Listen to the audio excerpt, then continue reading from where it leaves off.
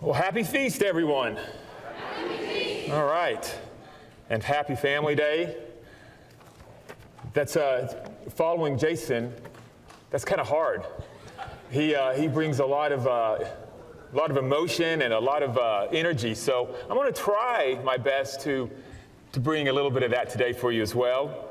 But actually, we're going to do something a little different today. So when we were doing our pre-feast speaking calls, we were told because of the stage setup and just the technology we had that if we wanted to, we could wander a little bit on the stage. So I was like, well, I'm up for that. Why not, right? So what's the worst going to happen? So if you see me kind of wandering a little bit, I'm not lost. I'm doing it on purpose. If you like how this is, come please after services, come tell me that. If you don't like this, find my wife. She's back there. Give her the complaints. She'll probably pass them on to me as well. So, but again, we're really excited to be here. We're from Dallas. We're from Texas. It's the first time we've been up in this area, and it's just really beautiful. And just really enjoying the feast. Just by a quick show of hands, and I'm known for this. You're going to have to bear with me today. I like taking quick straw polls in my messages. But how many of you having a great feast? Show of hands. All right, awesome. I was hoping I was going to see a lot of hands. It'd been bad if no hands would have went up. This would have went a different way. So I'm glad the hands went up. No, we love the feast, don't we? We look forward to this time of year the whole year. If you're like me, you may already be thinking about next year's feast and where you're going to go and some ideas for it. We talked about that, and there's reasons. There's so many different reasons that we look forward to this day, this week, and the feast. But it's primarily because we get to escape the world, right? We escape the world. We escape the news. We escape all these negative things going on. And I think a lot of times, if you're like me, I know I do this, sometimes I focus too much on some of the negative things that I see in this world, right? All the things going on, the hurting, the pain, the issues that this world has. And what we love about this week is we don't think about that. We think about the future. We think about being in God's family, the reality of that. The fact that Jesus Christ is going to return. We are going to rise to meet him in the air. We're going to become part of the family. We're going to get to work. We're going to start helping and rebuild and doing all these awesome, awesome things that we talk about and we hear about. That's why we love this day, this week so much, is because it focuses on the future. Here's the thing, though. We go home. Today's day 4, so we're halfway there. I don't want to depress you by that. I heard like an oh, I know, it's kind of sad. But that's the reality. We are going to go home. We're going to go back to school. We're going to go back to our teachers. We're going back to our work. We're going back to our neighborhoods. We're going back to life. We need to go home motivated, inspired, excited about the future. Not the world we're going back into, because that's not going to last. We're excited, and our motivation and our focus and our thoughts are on the future. And that's why God brings us here, to motivate us and remind us of that, because we get drugged down so many times of just life. But God has this awesome calling. When you think about it, that each one of you here, out of all the billions of people in the world, God has said, I want you, and you, and you, and each one of you, and me. I want you in my family. The creator of the universe, who made these beautiful mountains and the awesome colors we see on the trees and the beautiful rivers and the lakes, he says, I want you in my family. That's awesome. That's our focus. That's what we should think about every day. That's where we're going. How many of you had the chance this year to either as a camper or staff go to youth camp? Show of hands. Okay, nice. I was able to go to 2, a preteen and a teen camp. I love camp. I went as a kid and loved it. Before we had kids, I went to volunteer. I was so happy when my kids got old enough to go to camp. That way I could go to camp again. So I love camp. We talked about this, I think, in yesterday's message, but the theme of this year was Race to Your Crown. It was a phenomenal theme. I've been thinking about that since camp and what that looks like and how we are in this race. And again, because the focus was the future, the focus is the crown. Being a member of God's family, living forever in his kingdom. And today I want to kind of continue that theme as we are in this race, but again, focusing on the finish line. Focusing on the finish line of where we're going with this. And again, with the mindset that God has brought us here to refocus us and motivate us to be thinking about his family. That's all that matters, is thinking about his family. So that's what we're going to do today in the time left. In the time left today, we're going to talk about, I'm going to share with you an experience, a story, a race that I ran. So my dad, by the time we were real little, he got us into road racing. He ran several marathons, and so I remember being 8, 9, 10 years old, and we were doing like 5Ks, and so I've done so many 5Ks and 10Ks, and over my life I've done 3 half marathons. And the story I'm going to share today with you is one of those half marathons that I ran. And as I share this story of this race that I ran with you, I'm hoping to give you some analogies. I love analogies. And so I want to share some analogies with you compared for our spiritual race that we're in.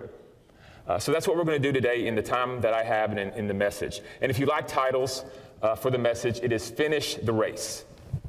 Okay, so the first aspect of any time you run in a race is you have to actually commit to running a race, right? So it'd been several years since I'd ran my last half marathon, and I was like, oh, okay, I think I'm ready to do another one. So I kind of investigated some different races, where I wanted to go, found a race, and made the payment, signed up, and I was committed. And the race was about 3.5 months away. Once I did that, once I made that commitment, well, I had to start making some changes, right? I had to start training. I had to start, as the race day got closer, I had to make sure I was eating correctly. I love ice cream, right? But you can't eat a bunch of ice cream, especially as the race is getting close. Not a good idea. There's certain things you need to eat. I had to make sure I was getting enough sleep, right? I had to make sure I was doing things, because once I committed to that race, I knew race day was coming. And I was going to be, whether I wanted to or not, that day was coming. So I had to make some changes. So that kind of leads to point one. If you're taking notes again and you like points, point one is God is looking for a commitment from us. God is looking for a commitment from us. Now, for many of you sitting here, you've made that commitment. You made that commitment years ago. And you know the race that you're in, and you're committed, and you've been going with that. There are some of you in this room that are thinking about making that commitment, and there's some of you that haven't made the commitment yet. But at the end, God is looking for a commitment from us. If we want to be in his family, right? If that is our goal, if we want to do all these things that God is talking to us about, and we read in the scriptures, we've got to make a commitment to him. And when you commit to him, that means it's going to change the way you live your life, the things that you do. Let's go to 1 Corinthians chapter 9. 1 Corinthians chapter 9 for our first scripture. 1 Corinthians chapter 9, and the section begins in verse 24. In my Bible, it has little headings, and it says, striving for a crown. And Paul says here, we'll start in verse 24. He says, do you not know that those who run in a race all run, but one receives the prize? So again, this analogy that we're running in a race, right? It was what camp theme was built on. It's what we're talking about today. But we are in this race. But then we skip down to verse 26. And he says something very interesting. He says, therefore I run thus, not with uncertainty. Thus I fight, not as one who beats the air. Paul was saying this, once he had made this commitment, right? When we know the history of Paul, where he said once he had made this commitment to being in God's family, that was his desire, that was his goal, that it wasn't like he was just running this race, haphazardly. That he was focused on certain things. That he was running with certainty, and he was living his life in a way that was moving him closer to that finish line, in accordance with the way that God wanted him to. And so that's very important. In verse 27, it continues saying, but I discipline my body and I bring it into subjection. And so again, the point for us is when we commit to this race, we're committing to living God's life, God's way of life. Now, whenever I was training for my race, I have this 90-day plan that guides me. And it's really, I like it because it tells me on every day from 90 days out, it tells me exactly what I need to do. Day 90, go run half a mile, all the way up. And it tells you exactly what days to rest on, all these things. And so it allows me to focus on that and know exactly what I need to do. So that when race day comes, theoretically, I should be ready, right? I should be in good shape. I should have a plan in place because it's walking me through everything. It's telling me what I need to do to successfully run that race. God's done the same thing for us, right? We're not just running this race not knowing where we're supposed to go, not knowing what the rules are, not knowing what the requirements are. God has given us the training book, right? This book. Everything we need to know about this race is in here. Everything that we need to know about how to become a member of God's family, how to live forever in eternity, all the things that Jesus is going to do when he gets back here. Everything is in this book. And so when we make a commitment to running this race, we're committing to studying this book. We're committing to using this as our training manual. We're committed to following this. Again, for those that have made this commitment, you know this. You've been training with this book forever. For those, we have a lot of young people here, young adults and teens and preteens. This is your training manual.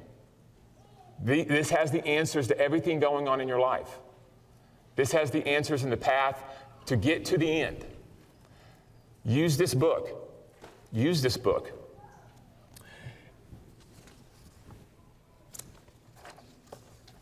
So I train, I've committed, and now race day is here. Race day is exciting. I love race day. I grew up playing sports, doing different things, so it's kind of like game day. So as you get too old to play things, you can, if you're running, it's kind of like game day. So it's exciting. There's just kind of this atmosphere at the starting line. There's a lot of energy. There's music going. There's just lots of excitement because it's race day. There's something dangerous, though, about race day because there's lots of distractions, though, around you at the starting line. And they can mess up your race if you get too distracted, if you don't stay focused. So what I always do is, I've got my earbuds in, I've got my music on, I'm focused, I've trained, right? I've trained, I've committed, so I feel good about where I am. I know what pace I want to run. I have a game plan for this. But there's so many things going on around. You have to stay focused. You can't become distracted. So I remember the gun goes off, and this is a big race. There's probably 20 to 25,000 people in this. It's a big one. It's at a famous location, and it's like I said, it was one of the reasons I wanted to go. So there's a lot of people there. And the starting line is it's kind of chaotic. So the gun goes off, and you just see random things. You see lots of distractions and people who are being distracted. Every race I've ever run, it never fails. People just go flying by me in a full sprint, right? And this is 13 miles, but 13 miles, and they sprint by me in a full sprint. There's music going on, people get caught up and they're excited, and so you have to, I always focus on making sure I don't trip and fall, right? Because there's people cutting in and out, and you never know what's gonna happen.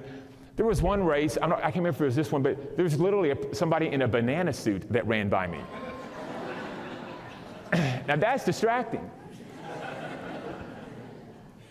And I promised, he was in a banana suit, and he goes running by me. So you've got to stay focused because you can ruin your race in those first few minutes. And all your training and everything that you did goes down the drain because you weren't able to stay focused. So I think you all know where I'm going with this. We have to be focused.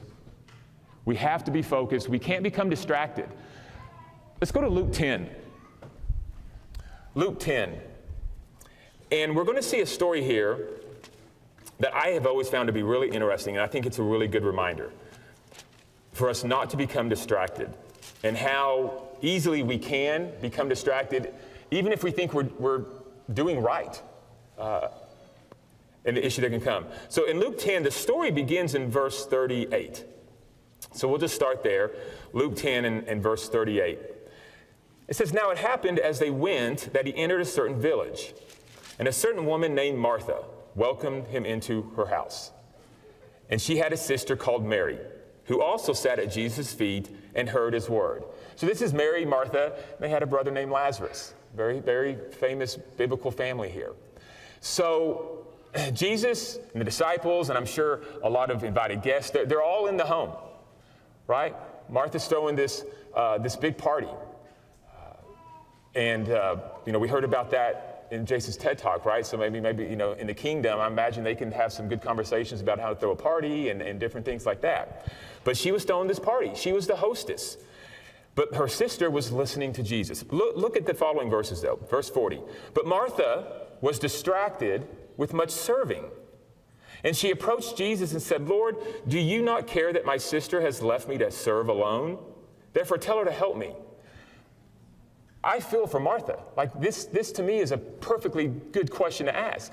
Jesus, like there's all these people in the house. Like I'm running around making sure drinks are provided and there's food and all this. And my sister, and she's just sitting there like listening to you. Like, can you tell her to help me? But look what Jesus told her. And Jesus answered and said to her, Martha, Martha, you are worried and troubled about many things. But one thing is needed. And Mary has chosen that good part which will not be taken away from her. Again, I find this amazing. And again, the second point here is where are you distracted? Are you distracted?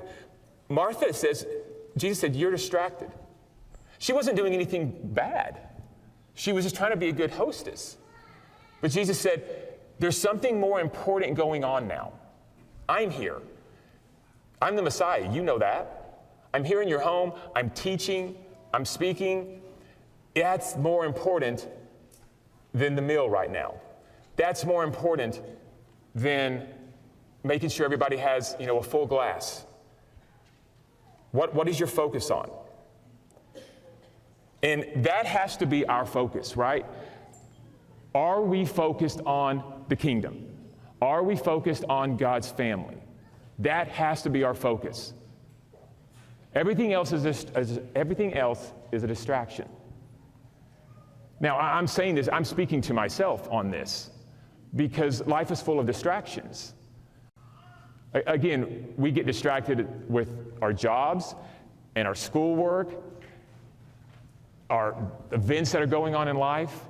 There's so many things in this world that can distract us. And all of you, the young people here today, you know full well how many distractions there are out there right now. There are so many things in this world that Satan has devised trying to pull you away. And he doesn't care which one you choose, just choose one of them so that you don't focus on God's kingdom anymore, so that you don't focus on God's family anymore.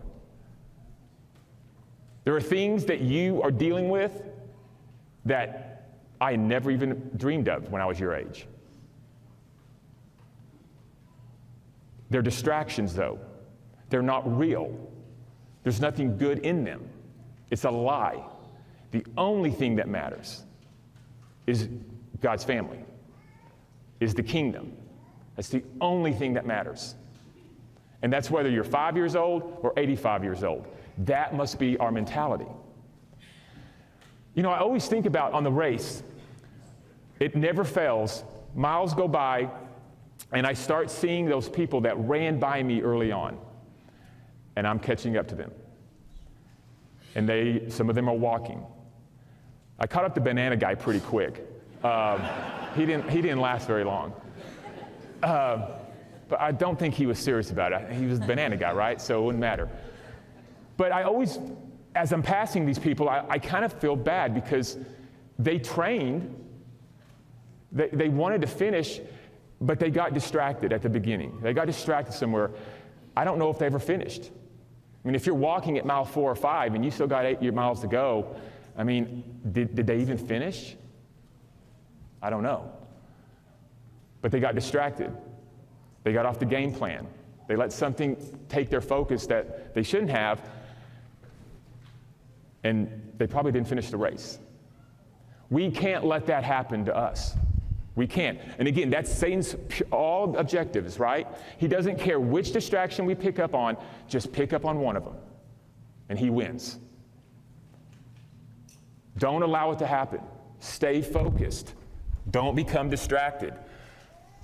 Focus on what's important. Keep our eyes on the future, where we're going. So, continuing the race. So I've settled in. It's probably about mile 6 or 7. I'm feeling pretty good. But this happens in every race, and this is just me. I'm letting you get inside my head. So most races I've ever done, it's kind of a circuit, right? It's not point A to point B. It's kind of you go out, and then you turn around and you come back. And this race was very similar. And when you get about halfway, what you start seeing is on the other side of the road, you start seeing all the people who are a lot faster than you and are more in shape than you, and they're already headed back. And so I just see all these people like coming the other way, and so I'm running, but I get down on myself. I'm like, man, Matthew, these people are so much better than you. You know, how much faster than you? They probably trained harder. You know, they probably didn't eat ice cream like you did. There's probably truth in that, but, you know, I still probably take the ice cream. I'm okay with that. But just all these thoughts through my head, right? I mean, to me, I'm like in last place because all I see is the people that are better than me. But then I remember I hit the turn. And it was like this amazing sight, because remember, this was a big race, 25,000 people. I make the turn, and I see thousands and thousands and thousands of people who were behind me that stretched for miles of people in that race, struggling just like I was, all going towards that same finish line, all with that same objective, going different speeds and different things, but they were all there racing. I wasn't by myself. I wasn't in last place. I was in the midst of, you know, thousands of people. Now, we'll say this is the carnal side of me. I was like, I'm doing pretty good. Like, look at all these people I'm beating right now. There's no spiritual analogy in that, by the way. So that was just that. But the race we're running now, though, is so different, because that is what's so powerful, again, about the feast. Because let's be honest, how many times, and this happens to me, how many times have you felt that everyone else is a better Christian than you are? No one else has the same problems. No one else has the same sins. No one else has the same weaknesses. Everyone's better than me. God's calling so many people, but God's not calling me. Why would God call me? We think that. Young people, you think this. No one else understands what you're going through right now.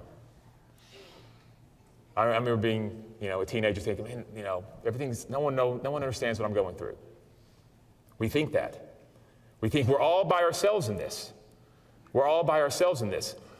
But let me ask, straw poll time again. How many of you, when you're at school or at work or in your neighborhood or maybe even in your family, how many of you are the only one there who believes this way? Raise your hand when you're the only one. School, work, anywhere else. Hands up. Lots of hands are up. That is what is so powerful about the feast. It's why God calls us together, because there are areas in our world that we live in our life where we are by ourselves. We are the only ones. But look around this room. You are in a room full of people that we all believe the same thing. We are all in the same race. We are all going towards the same finish line. We have all been invited by the Creator God, our Father, to say, hey, come join my family and live forever. I don't know what I'm going to do forever. That'll be exciting to find out, but how awesome is that? Forever? And so God has created this environment for us to work with each other and support each other. And I hope that you've had opportunities in these first 4 days to meet new people and expand your relationships, because that's what this feast is about. Because we're not by ourselves. We're working together. You know, I kind of joked about the part about where I was like, oh, well, I'm ahead of all these people. But the fact is, we're not racing against each other.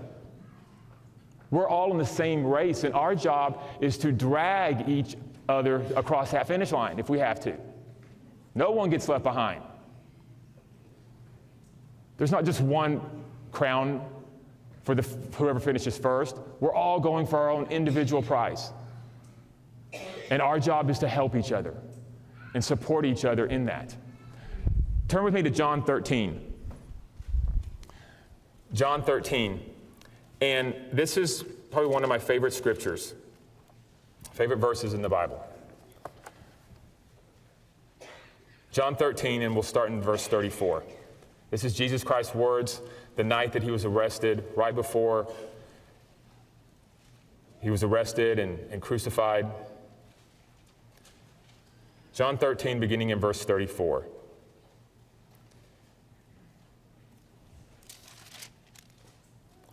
Jesus says, "A new commandment I give to you, that you love one another, as I have loved you, that you also love one another. By this all will know that you are my disciples, if you have love for one another." I mean, that is powerful that Jesus says this, that our job is to care for each other, to support each other, to help each other. And so I'm going to give you a little bit of homework here for when you go home. I know all the kids are like, "What? Homework? I didn't know this was going to happen." When you go home and you're back in your congregations, for everyone here, for those that are older here in this room, go find a young person and introduce yourself. Ask them what their hobbies are. Ask them what they like. Ask them what they're into. Get to know them. For all you younger people here, here's your assignment. Go find an older person and introduce yourself. And ask them what their hobbies are. And ask them what they like. Ask them to tell you their story, what they've been through, what they've seen. Build these relationships. Build the relationships. So that when one of you are struggling, there's someone else there to pick you right back up. When one of you are thinking, "I don't know if this is what I want anymore," you've got people around you that remind you, "No, this is what you want. This is what you want." It's what our calling is. It's not just about us. We're there to support each other. We're all in this race together. Everyone finishes. Everyone finishes. So now, I've made the turn, and I'm feeling pretty good. I'm about mile 8, 9, settled in. No more bananas are running around me, so those have gone. The space is cleared. I'm running my race. Everything's good. And I'll never forget this because this only happened in this one race. It was my last half marathon that I've done. I've never done one since then. I hit mile 10, and this was so weird. It was I had an immediate, my mind was immediately full of basically negativity. Like, I just immediately was like, "Why are you doing this?" Like, I wanted to be anywhere else in the world other than where I was. Like, "Matthew, this is the dumbest thing you've ever done. Like, why are you running 13 miles? No one's chasing you, right? There is no good reason to be here." I promise you, this is true. I thought about just get an Uber. You've got your phone. Uber, the finish line. I mean, I'm 3 miles away. Just take an Uber. This is dumb. And I'd never had that happen before. And so I'm sitting there and I'm like, but then another part of me is like, "You're only 3 miles away. You did all this training. I mean, Betsy's at the finish line. She's waiting for you. If you show up in an Uber, she's going to be like, 'Where did you go? Like, what's going on?' I mean, right? I mean, that would have been weird." So I've got one side saying, "Don't quit," and the other side saying, "You are stupid. Quit and stop this. Like, this is madness." So I keep going, though. Thankfully, that part of my side of that brain, it won because I just kept putting one foot in front of the other.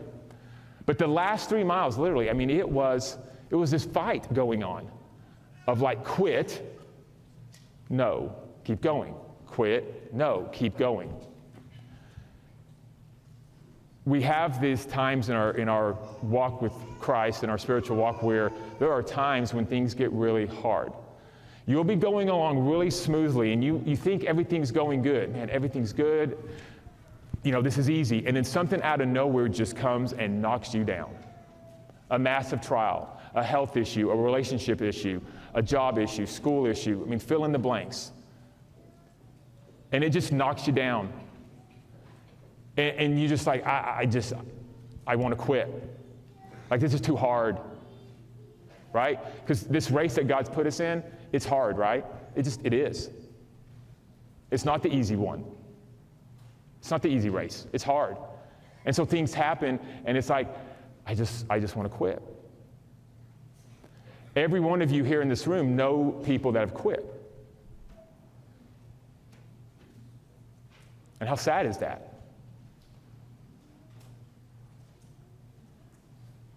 And there may be people in this room right now who are thinking about quitting. Don't quit. Keep one foot going in front of the other. Don't give up. Focus on the family. Focus on the future. Focus on what matters. Think about that as your focus. Don't quit.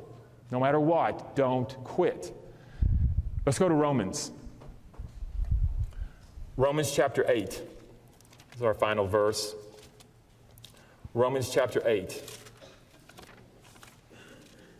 and verse 18. This is an important verse, and again, I think it makes a little bit more sense for us here at the feast. Because here at the feast, that's the amazing part, and I think I told the teens this during the Bible study. We love this week, but God is giving us like this little bit of what the future looks like.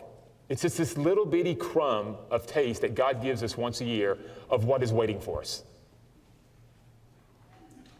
And the fact that we would give that up for something as short-term as this physical life, when you think about it that way, it makes no sense.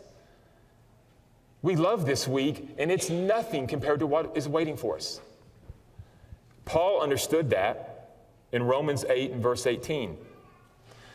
He says, "For I consider that the sufferings of the present time are not worthy to be compared with the glory which shall be revealed in us." And our minds, like I said, our minds can't fathom what God has in store for us. And what he's saying here is like, it won't matter when Jesus returns and we rise and meet him in the air. Nothing that we experience in the pains and the hard times and the struggles, it won't matter. They won't matter anymore.